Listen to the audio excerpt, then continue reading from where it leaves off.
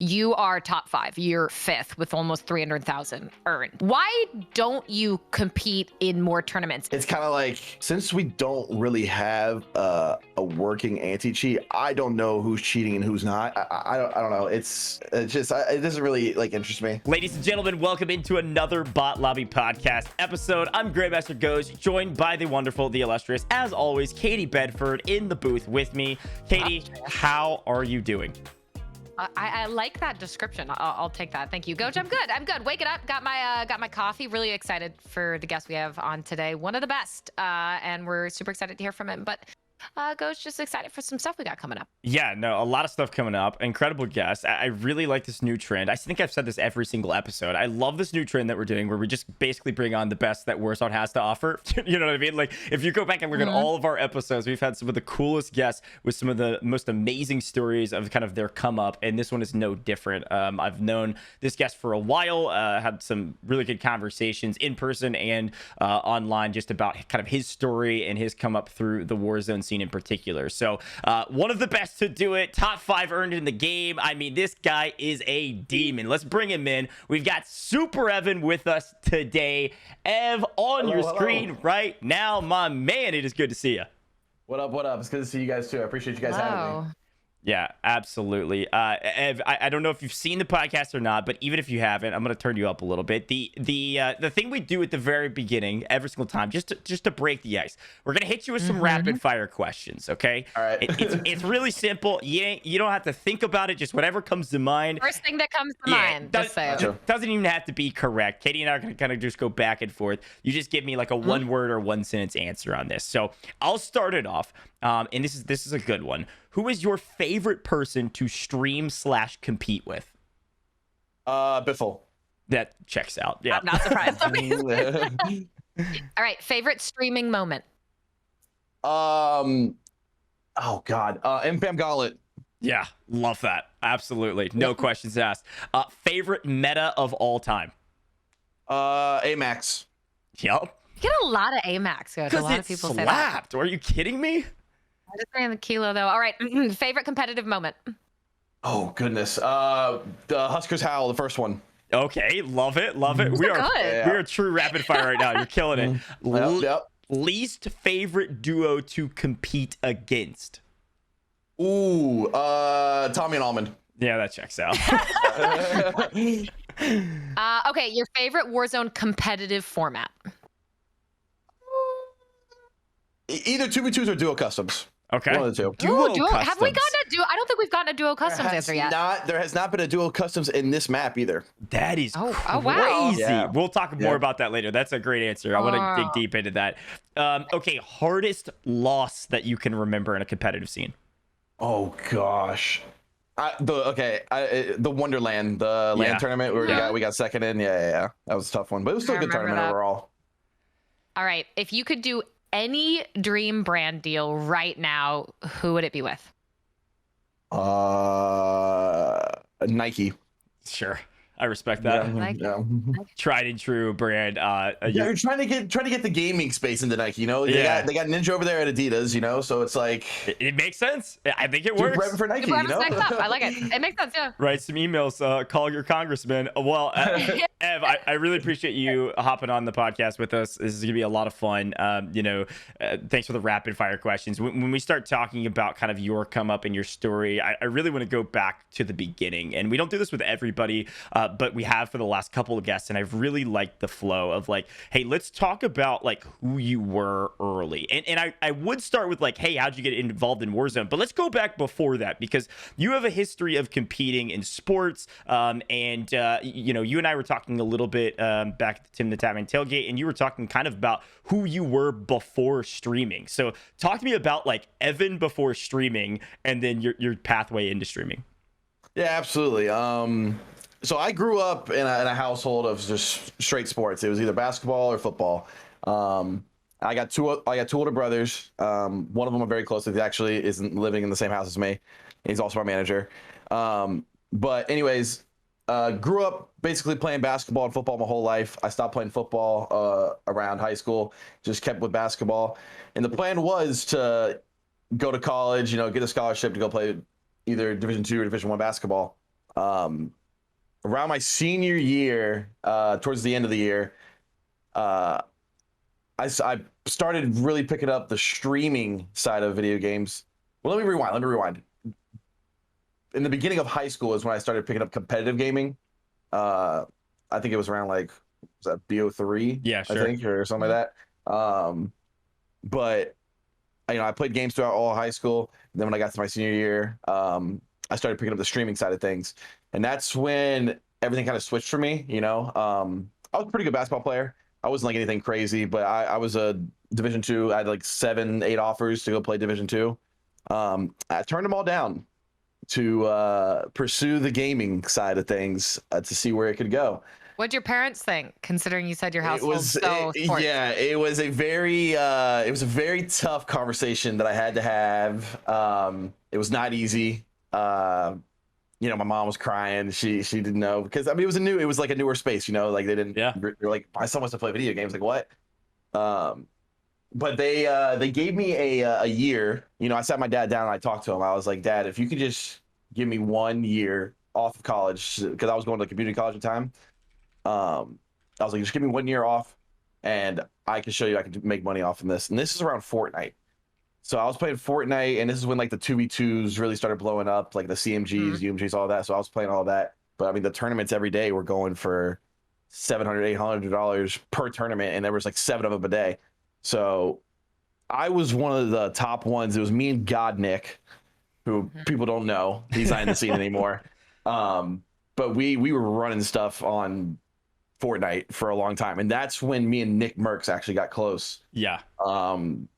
And because I've been a part of the M fam for a long time. But I don't want to get too deep into that.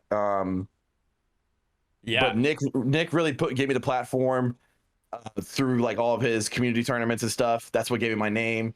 Yeah. Transferred over to Warzone, and we in Fem Gauntlet and all that. So. Yeah, let's come back to that.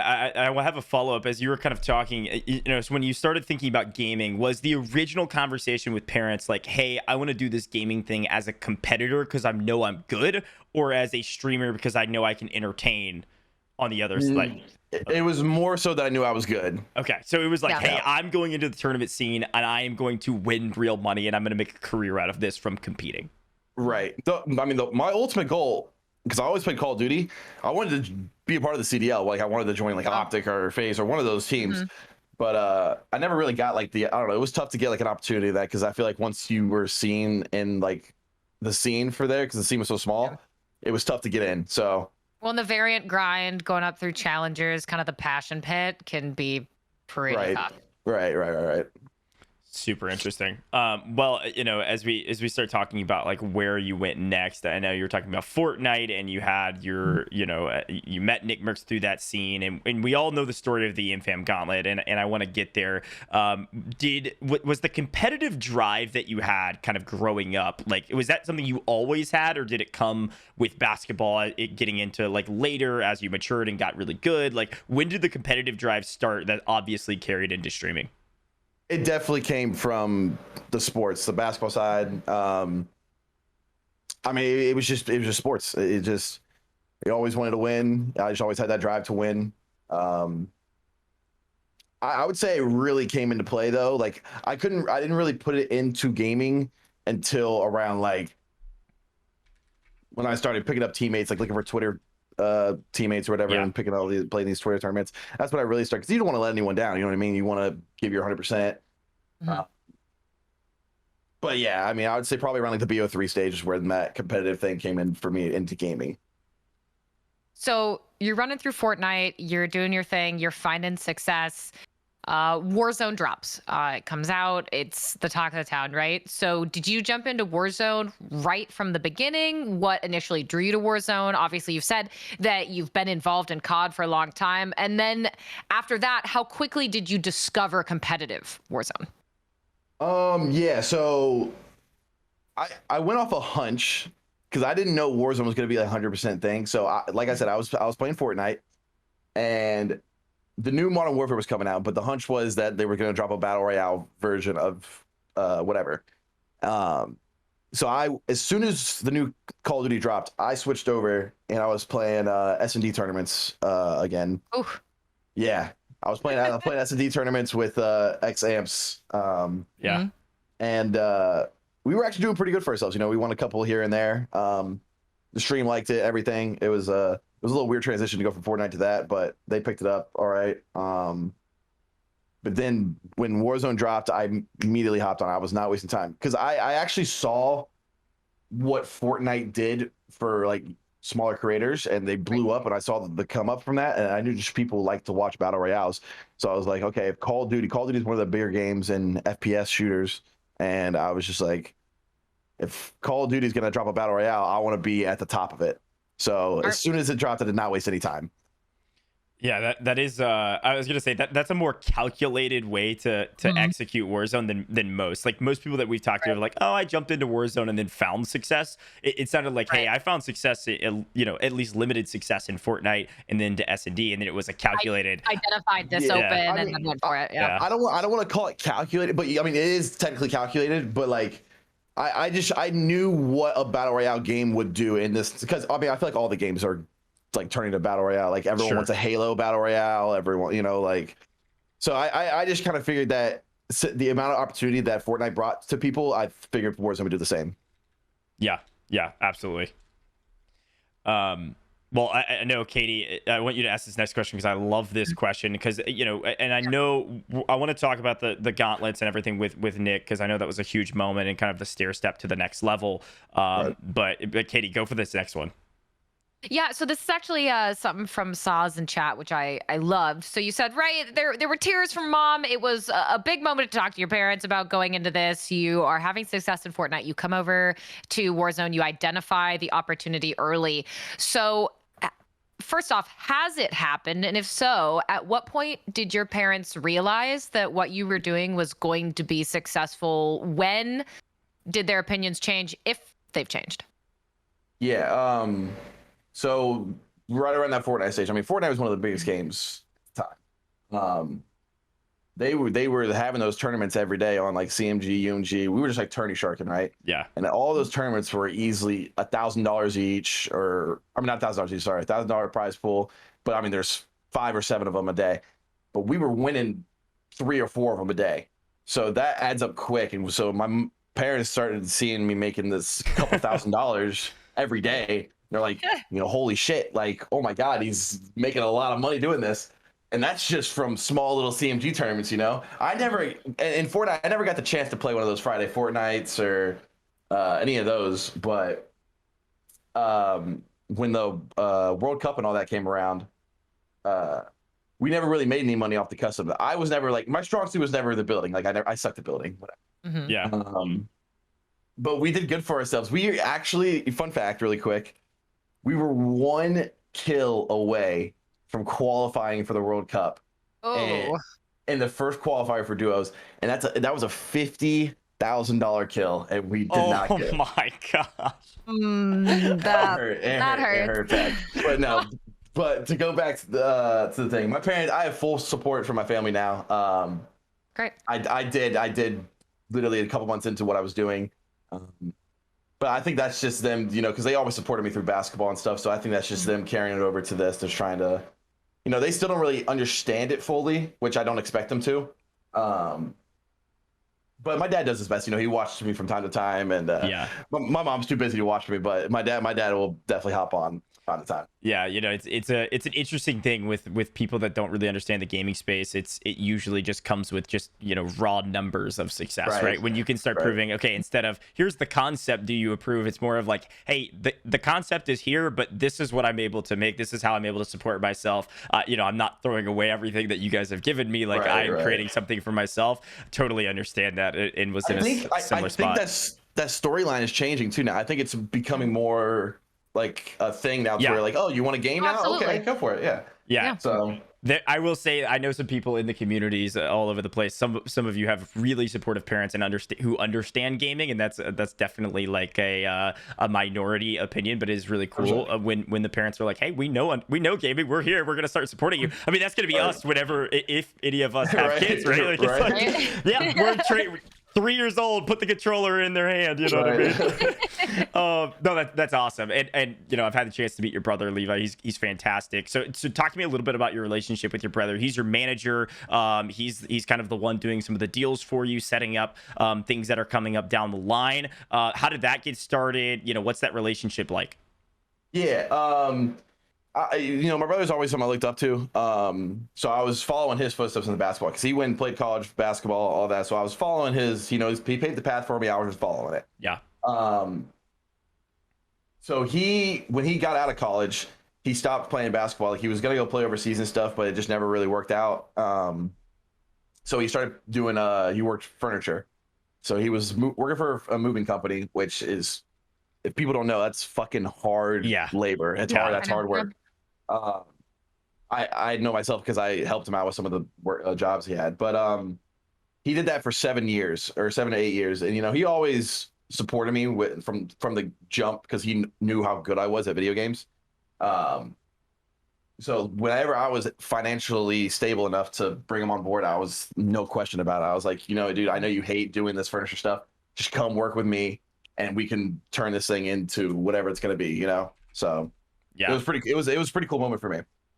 Yeah, no, he definitely has your best interests in mind from what I've seen, and it's been really cool to see him at all the events as well with you, and you guys just tag team so well. So it's really cool to have like somebody a piece of your family there, kind of like cheering you along all the way, and also like doing business with you. If it works, it works, and it's awesome to see you guys kind of working together. Let's jump up to the next section, which is this: you're in Warzone, you're competing, you're running, ImFam gauntlets in particular. So talk to me about the linchpin in your competitive career. Once everything started really taking off, was there a specific event with Nick Merckx? Was it kind of just a slow burn? What do you think is that linchpin that stepped you up to the next level?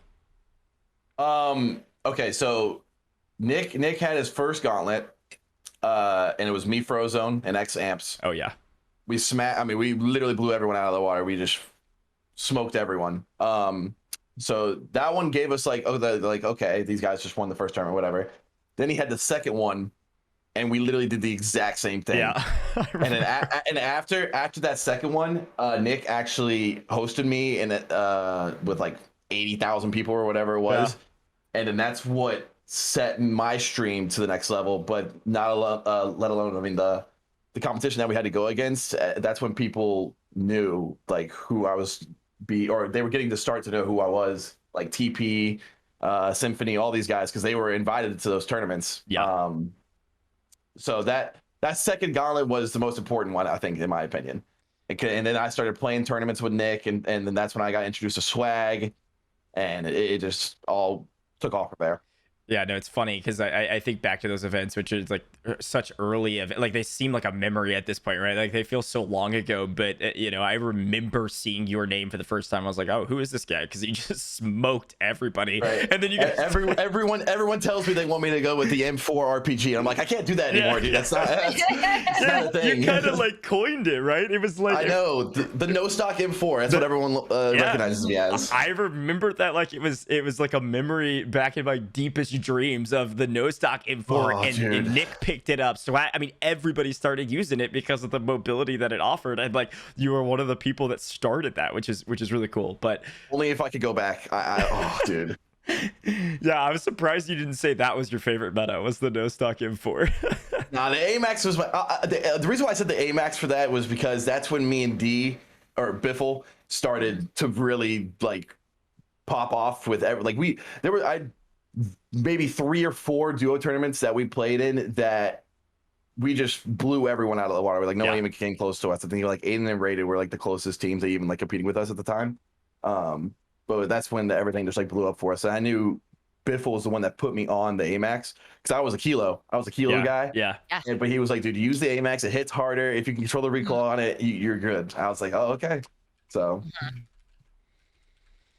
So this is something interesting, ties very much into competitive, but it's something that GOJJ and I have talked a lot about, specifically with yourself and with Biffle, is that you guys are an anomaly in that you are some of the highest overall earners, but you also play the least amount of tournaments, which is impressive because you get a lot of those top earners. They're in almost every single tournament. Doesn't matter how small it is, how big it is. But you guys managed to be there. You are winning the big tournaments. You are winning the very impactful tournaments, and you get a lot of bang for your buck for how much you compete. So my first question: why don't you compete in more tournaments? Is it because you can't always play with Biffle? What's the reasoning there for why you only play the amount you do? So some of these smaller tournaments, right? The Twitter tournaments, the buy-in tournaments, since we don't really have a working anti-cheat, I don't know who's cheating and who's not. Whereas where people who got invited, the bigger names, have something to lose if they ever got caught cheating. I just don't think they would cheat. So I don't know. It's kind of like part of it's not being able to play with Biffle because Biffle doesn't like playing the small tournaments at all. Which I mean, I get it. He's going for like content stuff, like at night and stuff, which I completely get.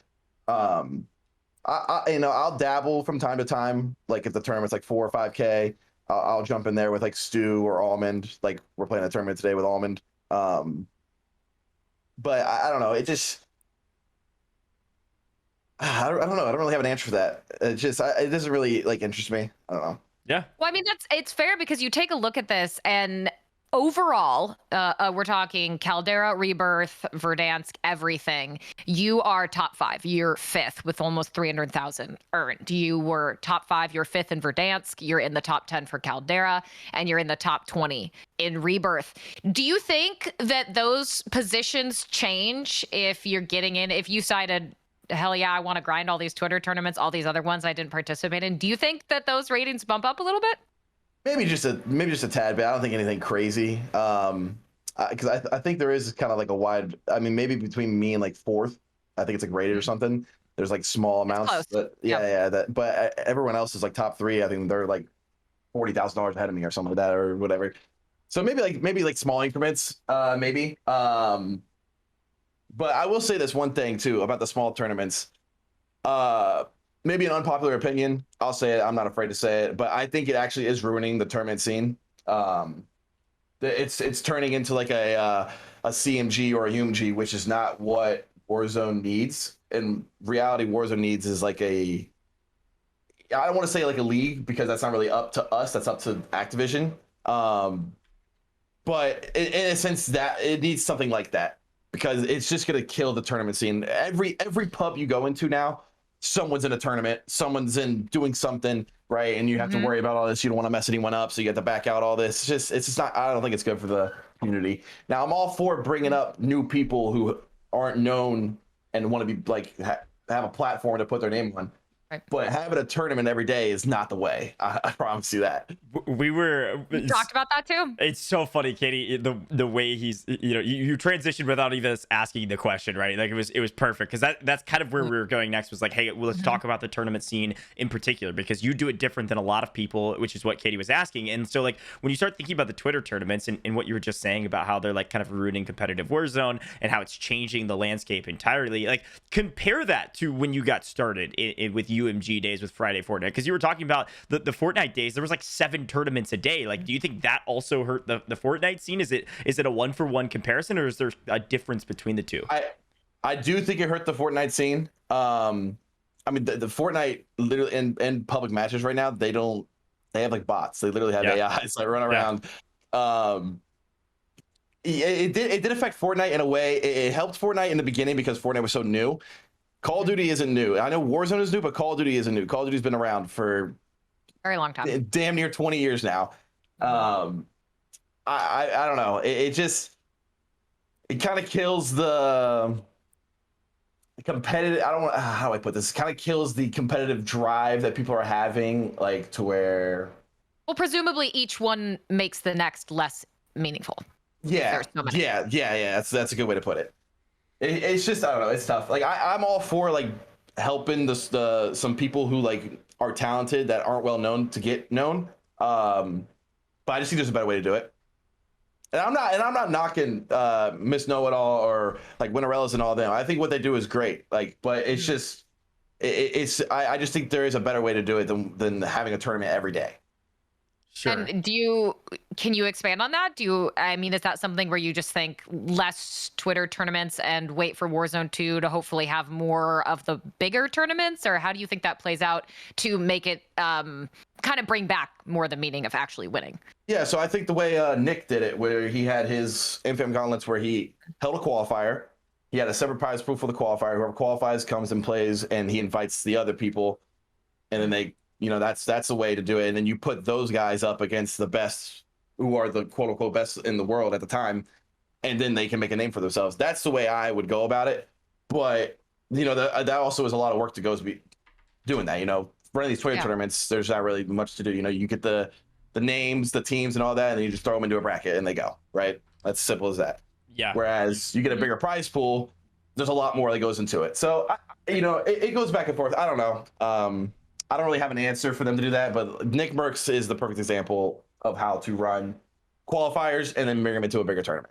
Yeah, well, and he kind of started that too. Like he was one of the like leading kind of forefront, like almost like grassroots tourney organizers, even though he wasn't like grassroots, obviously, because he's massive. But the way they organized it was very community based. Like, hey, this is our community doing our thing. Like I remember some of my good friends that are part of the InFam trying to get into those tournaments, and they're like, depending on how long you've been a sub, can't affect it, and like all of that stuff, which totally makes sense, right? Like that is a community based tournament. That is the definition of a grassroots tournament. It just happened to be the largest events that were happening at the time.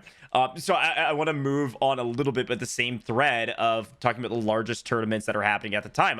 World Series of Warzone 2 just got announced. It's coming, whatever, 2 weeks from now, or roughly, or a little bit longer than that. Talk to me about World Series of Warzone, the last World Series of Warzone in particular. What do you think about this new World Series of Warzone? I'll wait for my thoughts. I want to hear kind of where you're at with World Series of Warzone.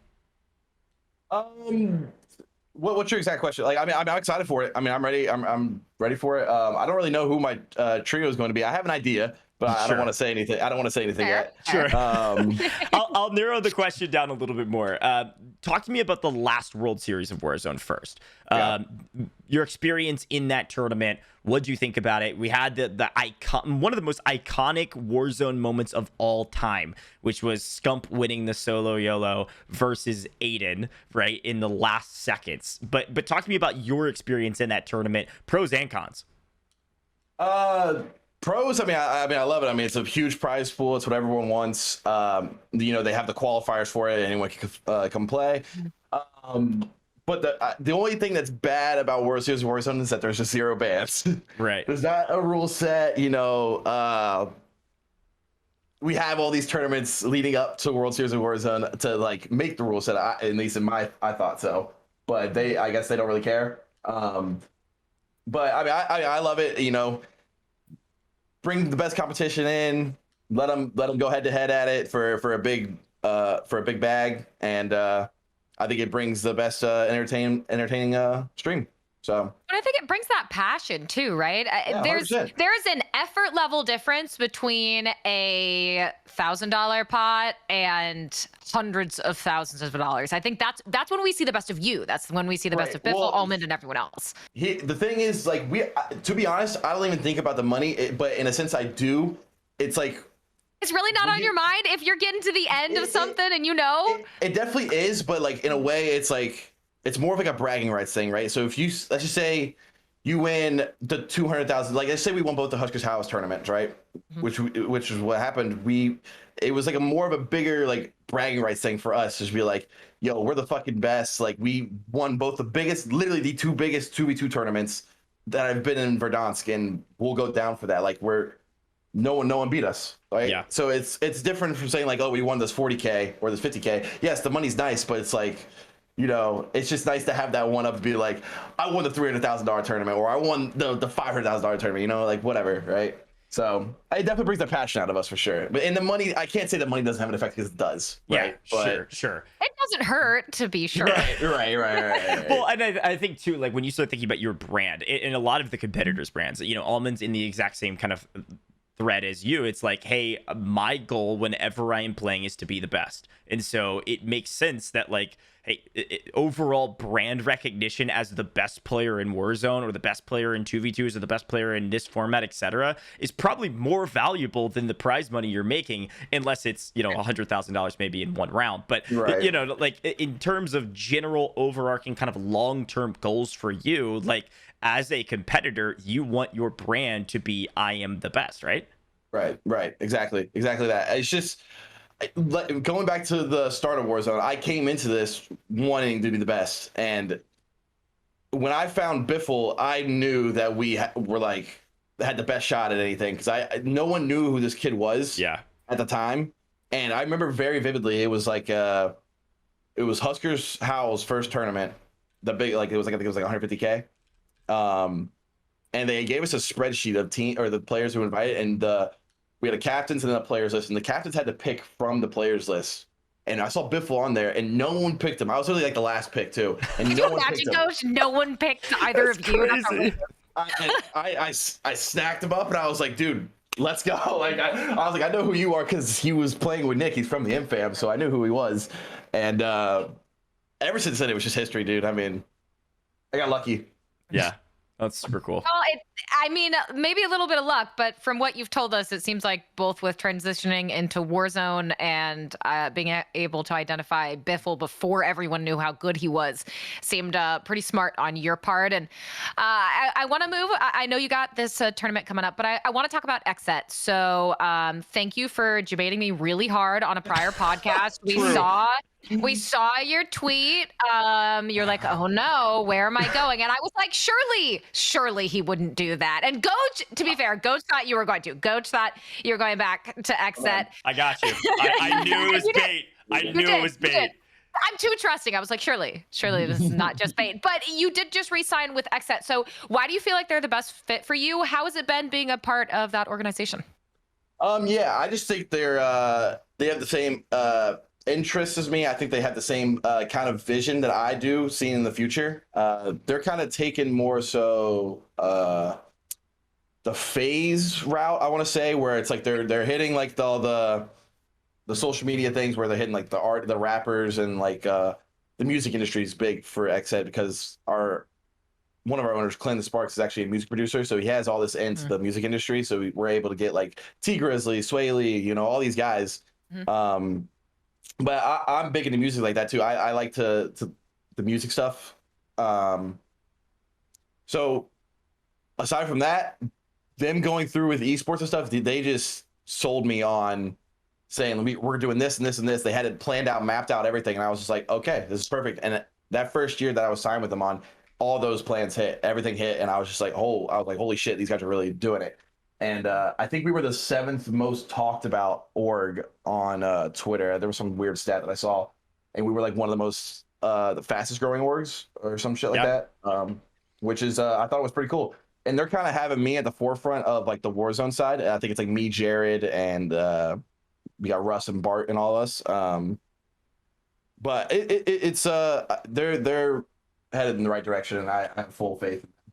Yeah, you know, they take care of me, so I can't complain. Yeah, no, absolutely. I mean, one of the things I've certainly noticed with XSET is that they have been trying to branch outside of just gaming partners, right? You know, that's what I was trying to say. Sorry, no. You said it, and I think the music side of it is a big piece to that equation, but it's a lot of outside of gaming partners that I think is really intriguing and fits your brand too. I mean, your brand has been trying to say, hey, I am a gamer, but also I have all of these other interests outside of gaming, and that's kind of who I am as a personality or as a streamer. So, final question for you, and I'll let you go not warm up, probably is what you told me. So, but final question, kind of in that same thread, is just kind of what it will kind of close out with this. What does future of SuperEvan look like? Like, can you give us a peek behind the curtain on what you're planning? Not necessarily like things that are coming up, but more so on what you want to do with your path, because you've been a competitor for a long time and you're dang good. You've won a ton of money, but is content next? Are you expanding into different realms? Are you thinking about other games? Like, what do you got on your mind right now? Yeah.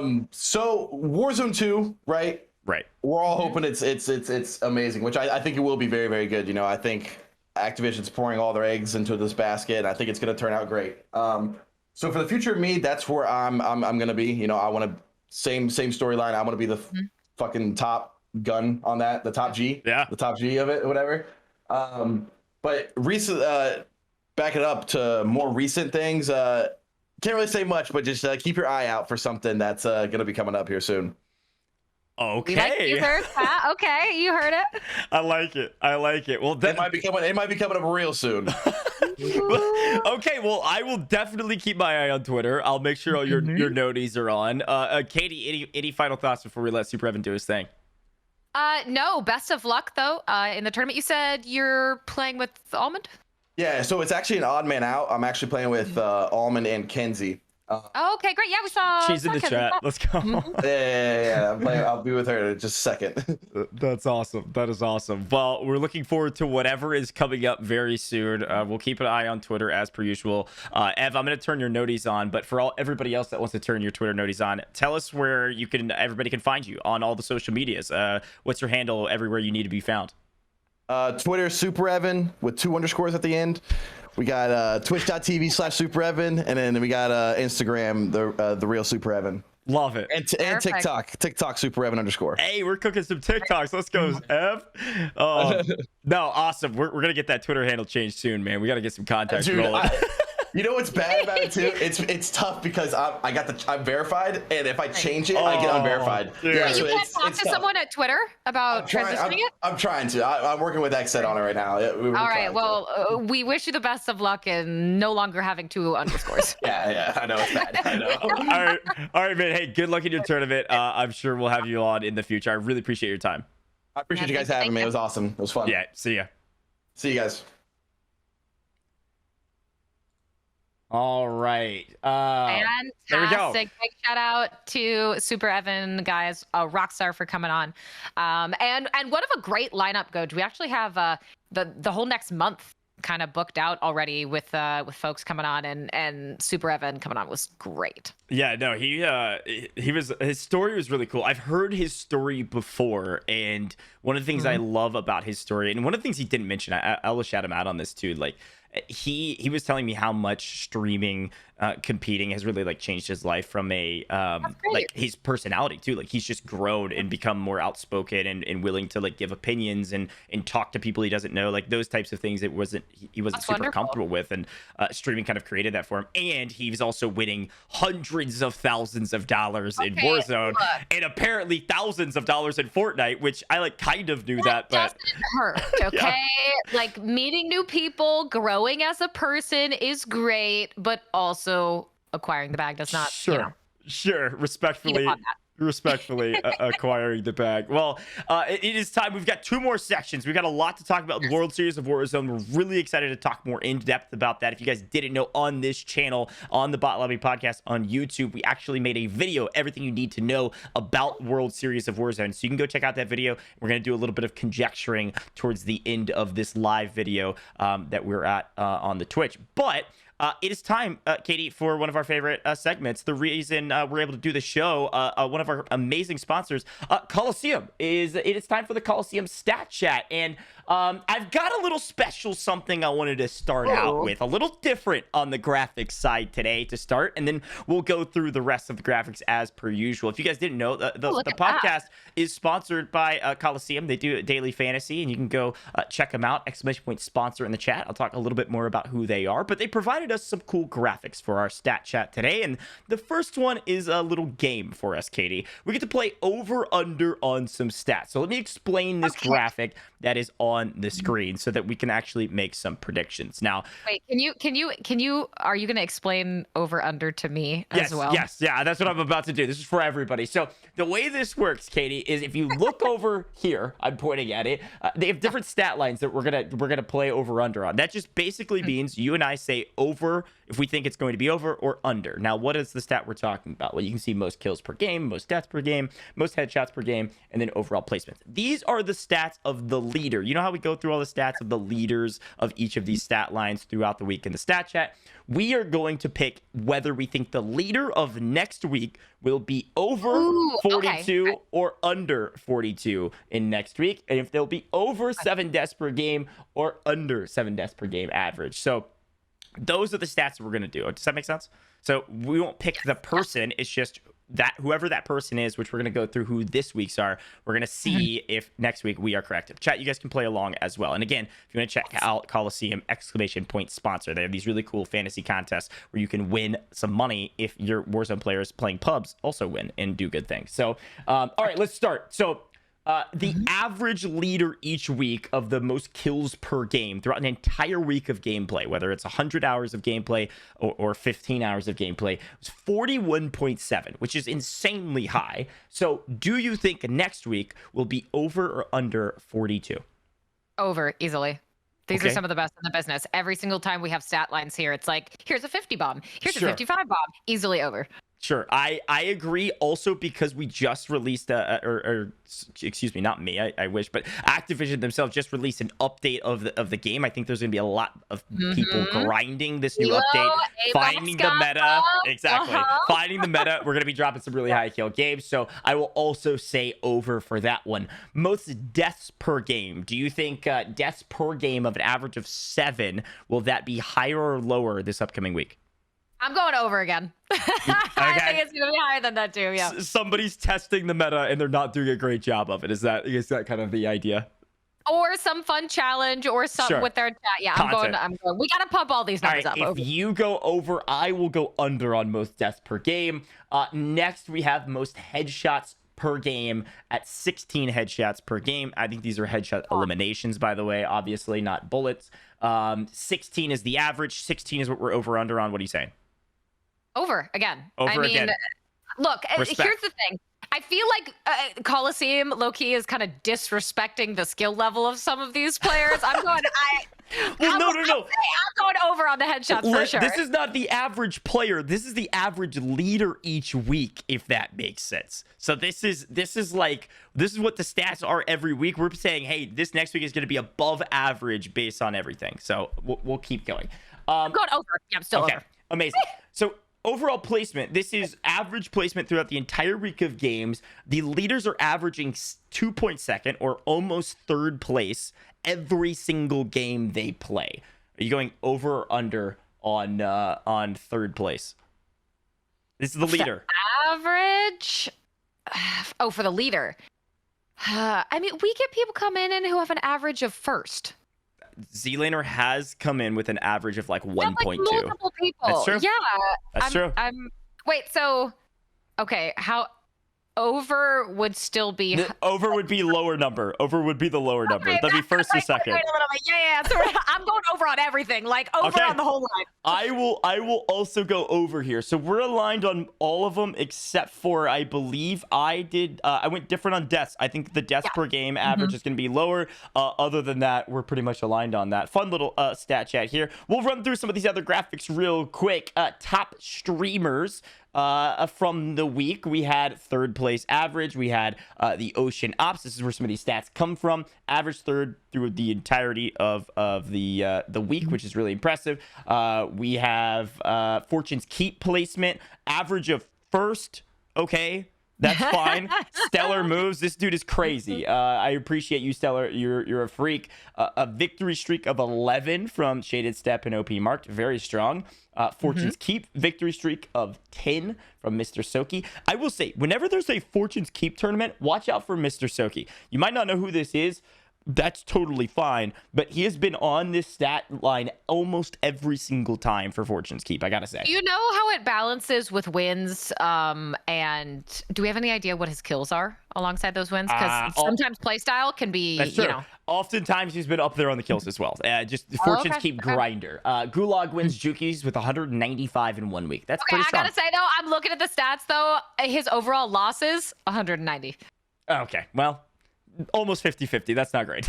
Yeah, but also so many games. That's so many games. So many games. Yeah, I guess you got to remember some games he never went to the gulag at all. So those stats are not really a 50-50. Okay, let's keep rolling. We got to get through this. Stan Man's on here. Let's go, Stan. One of the homies has made it onto the stat chat. Incredible. Rebirth top kind of kills here in Rebirth. Rational dropped to 42 this past week. Tommy dropped to 47 in Caldera. My man Stan Man 34. Old Max is dropping a 39 on Fortune's Keep. Woo! Looking pretty good. Looking pretty good. That's impressive, certainly. I mean, that's why at the upper threshold, there's enough people who can consistently be dropping numbers like that. But you take a look, map victory. Sheesh, that's so close to 100. That'd be outrageous if that was triple digits. In a week, 91 wins on all maps for Faded Invaded, and 78 wins for OP Mark this week. Light work, brother. Light work. New little picture here. This is kind of like a streamer spotlight. And again, with Kolosseum in their fantasy program, you essentially have like a salary cap budget that you work with, and you can buy these different players for your weekly contest, and then you win money if you have the best team based on the stats that they provide. So if you look over here on your right, we have kind of a streamer spotlight. Legendary 117S costs 8,000 of your salary cap. Most executions 57. That's obscene. That definitely was a challenge. All-time kills of 200,000 and highest kills average per game for an entire week. 35 average is absolutely obscene. Wild. Absolutely obscene. So go check out Legendary 117S. Finally, last one, and this is kind of the meat and potatoes of all of this. These are the fantasy points, Katie. This is how you build out your team. These are the people at the top. And I got to say, Huskers is on this list every week. Every single week. If you're trying to make some money over there on Kolosseum for some fantasy Warzone, every time, just grab Huskers. I don't care how much he costs. He should be on there. The man is a legend. You see Tommy at the top this week. Biffle's most likely always going to be on this list as well. We got FIFA Kill. We got Bonk. FIFA a lot too. Yeah, and of course Scummin on the list as well. And if you guys have been paying attention to Twitter, I think Scum's going to be joining the podcast in a couple of weeks. So stay tuned for that. But yeah, if you guys didn't know, Kolosseum has provided all this intel and all this data. It's a lot of fun to do the stat chat every single week. They're the reason we're able to do what we do over here. So exclamation point sponsor in the chat. You can also use code BOTLOBBY for a little extra promo cash the first time you log in. So go use that code. Go check out Kolosseum. It's time for you guys to get more from Warzone streaming, whether you watch it all day or just occasionally. You can enter into Kolosseum's free Warzone fantasy contest and win when your favorite streamers win, or put up a ton of kills. Build your dream squad now at Kolosseum.co. That link in the chat will take you right there, straight to their Friday contest. It's a Friday freebie. You don't have to pay anything. You just get in there and do your thing. We love freebies. Go to the Friday freebie and get Huskers. There you go. Get Huskers, probably get Biffle, and you'll be pretty much good for there. No, that's all we've got for the stat chat. Again, thank you to Kolosseum for making it possible. Now, Katie, it's time for the Shitters Digest. I think I had a voice crack in there. I'm 27 years old. Shitters Digest. Look, it happens to the best of us. Shitters Digest is usually about drama. We have a little bit to talk about, but I think there is drama when we start talking about the biggest Warzone tournament we've seen in months. World Series of Warzone, Katie.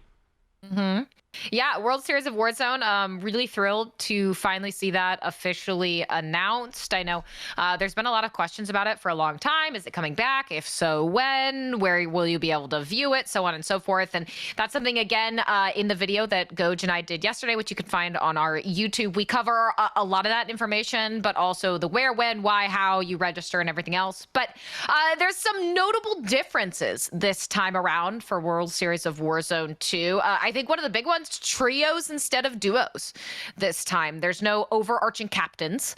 The prize pool is 600,000. I think last time was 1.2 mil in total. But the trios instead of duos is really what I find interesting, GOJJ, because you heard from SuperEvan, right?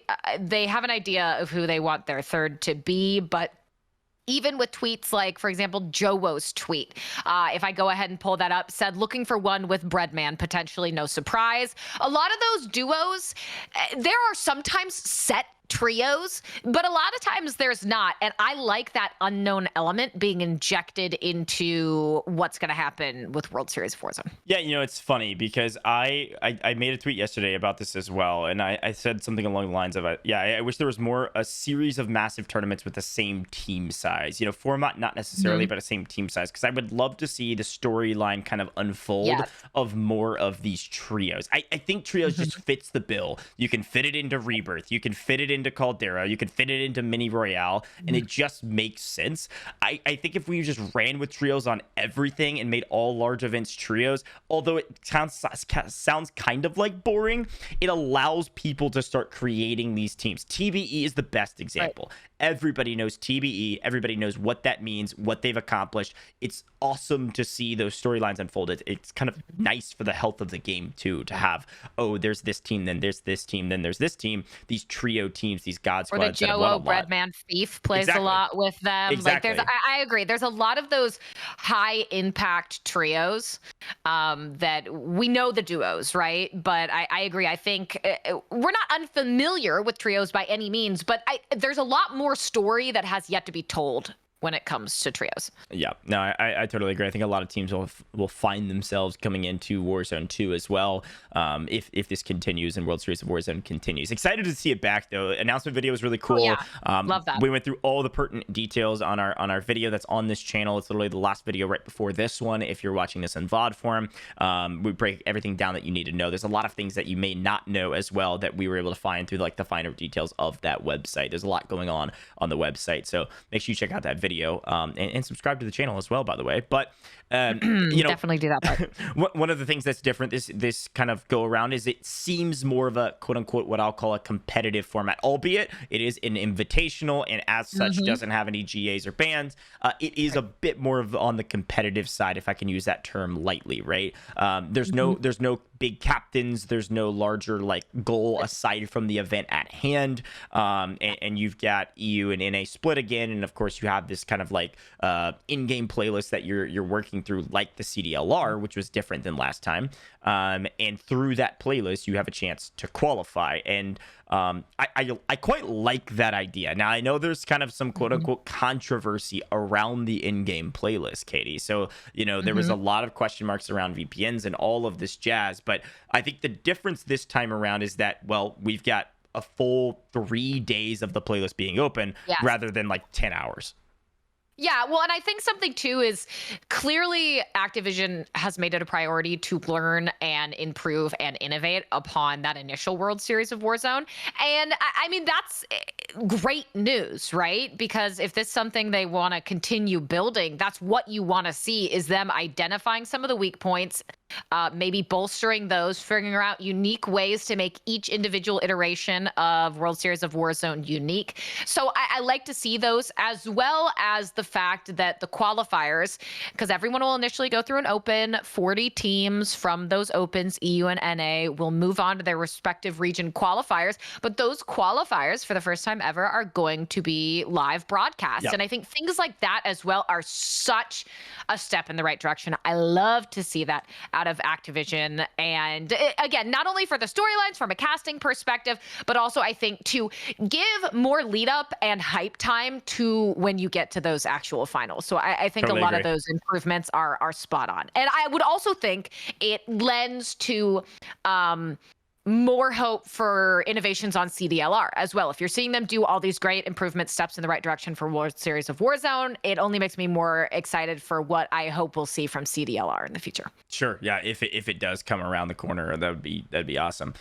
Yeah. Let's talking about those streams, and I think the fun part will be some of these people that are going to be trying to qualify, right? Like the unknown names, because you can only imagine too, Katie, that like we'll start seeing team announcements probably pretty soon, because the way the format is broken down is that 20 teams will be invited to the finals. We already see some of those teams tweeting out. Sure. Yeah, no, that's true. Like Joe said, hey, I've got an invite to the finals, and was like, we need one. I'll be excited to see which teams will be like officially announced, whether it's from the Call of Duty page or not, to note, okay, if these people were invited, because there's only 20 teams invited, which sounds like a lot, but when you think of the overall scope of Warzone competitors and people they would want included, whether it's, you know, CDL people or not, org-based people or not, like there's going to be a lot of what I will call mid to high mid-tier streamer competitors that are like very well known that will not get an invite to the finals, and they're going to have to grind through these qualifier stages. And there is no guarantee, no matter how good you are, there's no guarantee.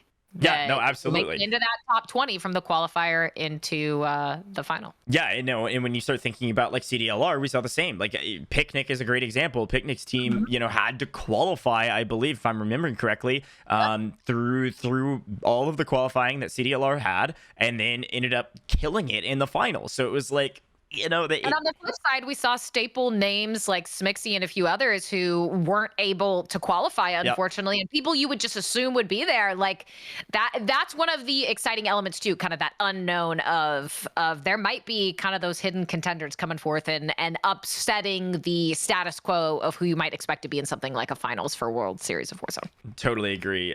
Something else worth noting that we talked about in the video too was the prize pool delineation. It's not quite as this is a good term.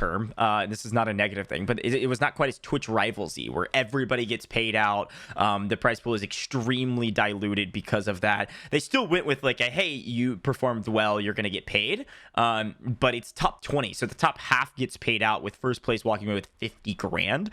Still very sizable, you know, given the prize pool of 200,000 that you will earn through the base competition.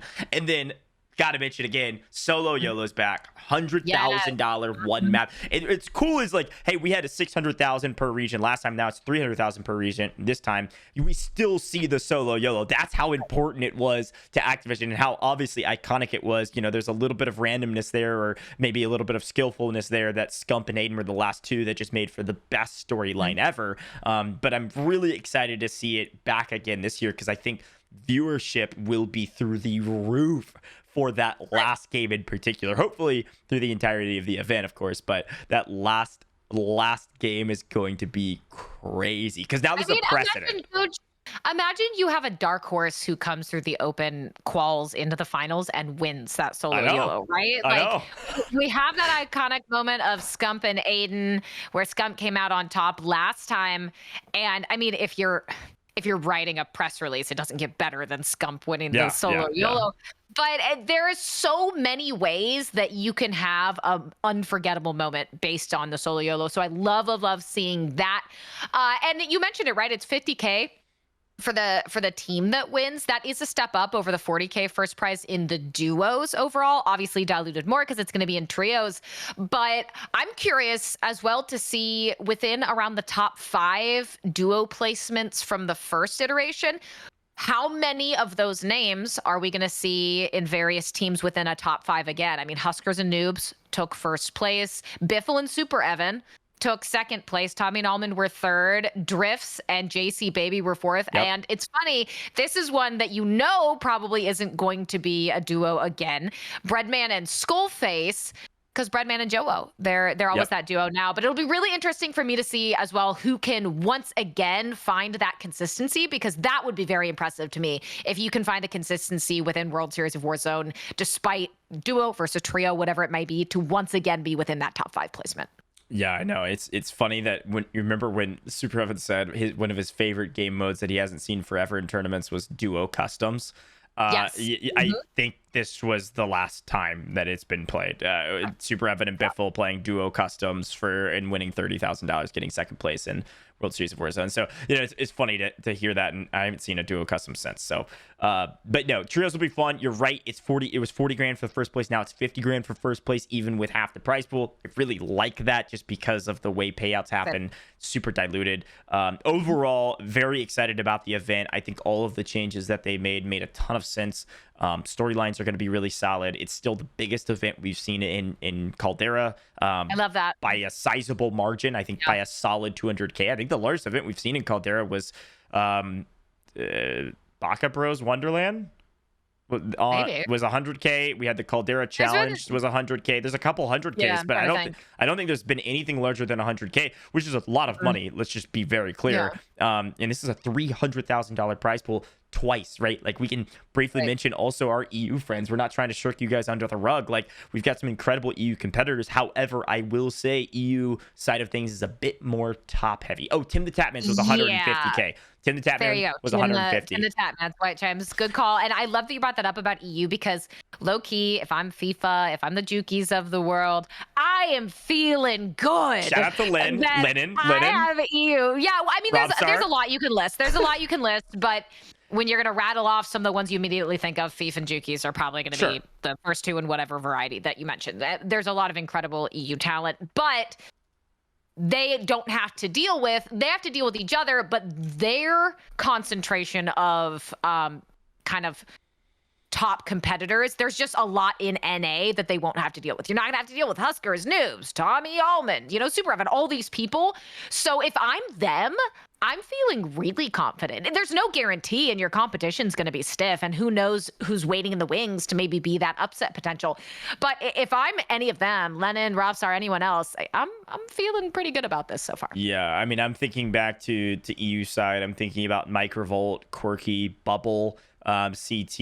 I'm thinking about Lynn. I'm probably thinking about Wiz. I mean, there's some really solid EU talent out there, but it does feel more top heavy, right? It does feel like, hey, there's going to be a little bit more discrepancy, and the question is who's going to be coming out of the woodwork that maybe we haven't heard of, or maybe we haven't heard from in a long time, right? Like, I think those are both options from the EU side. So excited about that.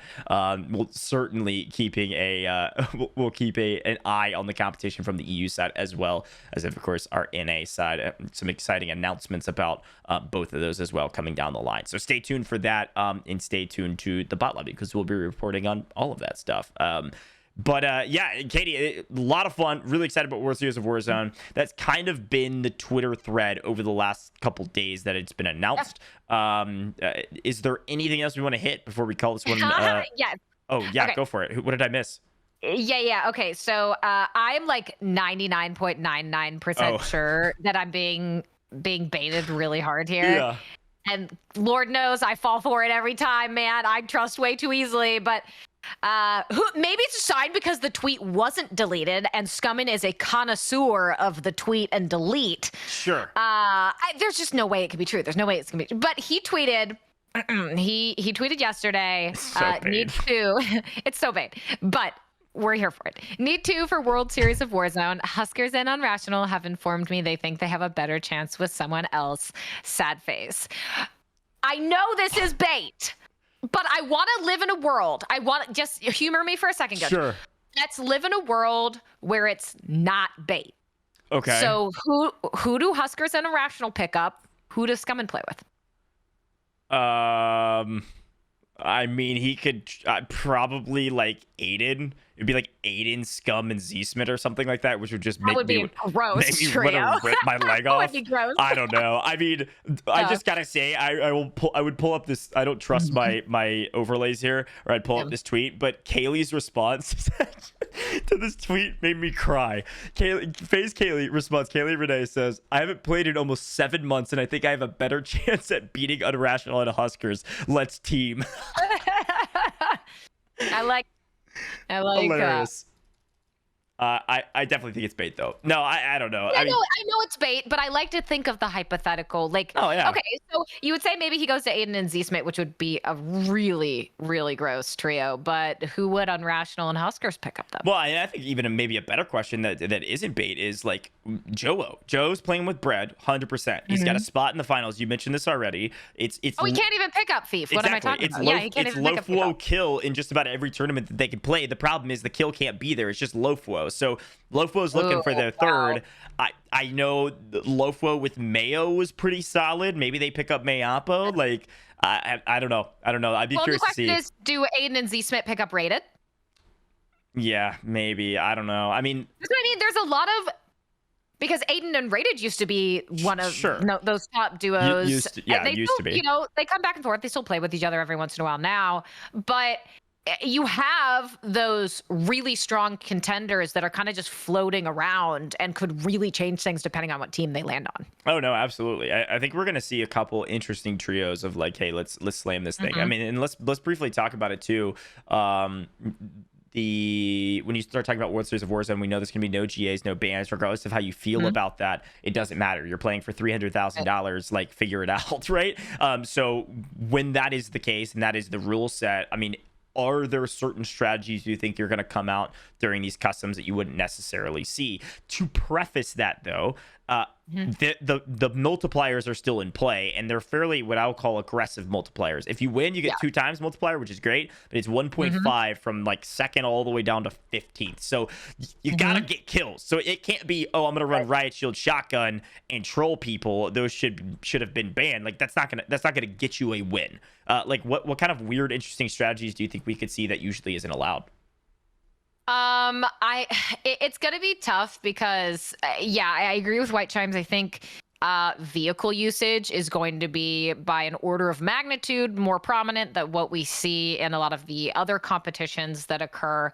I imagine people will be getting, whether it's Berthas, whether it's, heli use, that's going to definitely impact how things play out. But I think you may see some of the really weird strategies in that solo YOLO. You're going to see, because you don't have to worry about anyone else at that point. I think because when you're in a team, whether it's duos, trios, anything else, you have to compromise on the strategy you want to use. Now, you might be already aligned, and so you want to do the same thing. Maybe someone is more passive, someone's more aggressive. You have to figure out that play style. When you're in solos, you can be as weird with your play style and your weapon usage, tax, everything else, and peripherals as you want to be, because your only concern is yourself.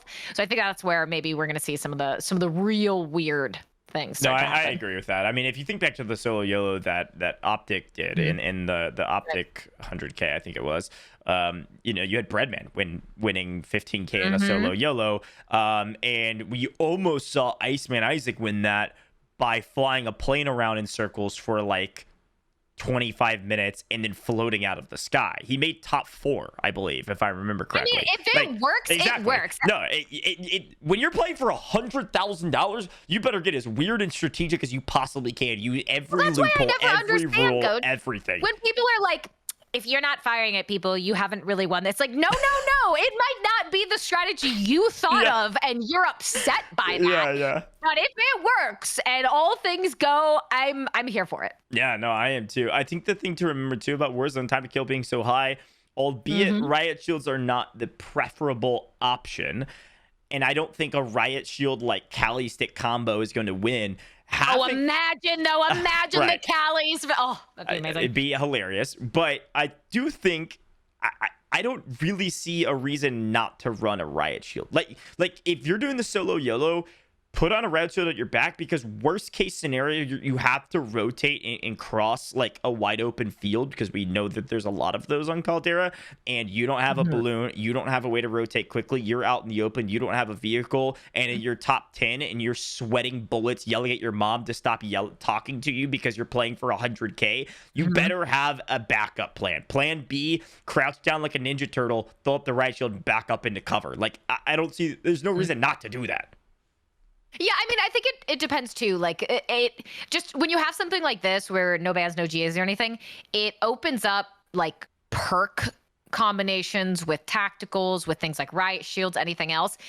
The variety of combinations and play styles that will come out. I agree. I think you probably will see a lot of people with riot shields, but I've also seen like upper echelon players, someone having a riot shield is not an impediment to people like that. They know exactly where to shoot. They know, I mean, maybe you have something like that C4, like people will find ways to deal with it. But I agree, it is always a safe call to give yourself that extra bit of protection. Yeah, no, I mean, I don't know. I'll be curious to see what happens. I'll be really curious to see during the actual main competition. I think it's like 5 games of Caldera. Who's going to come out on top, what strategies they're going to be using, how different will they be than what I'll call like the traditional rule set that we're seeing in a lot of these tourneys, given the rule set that we are given. So it'll be fun. I'm really excited about it. I'm hoping it's a great viewer experience and brings back what I will call the hype around Warzone competitions, or events, rather, maybe is a better word for it. But overall, excited about that being announced and looking forward to it.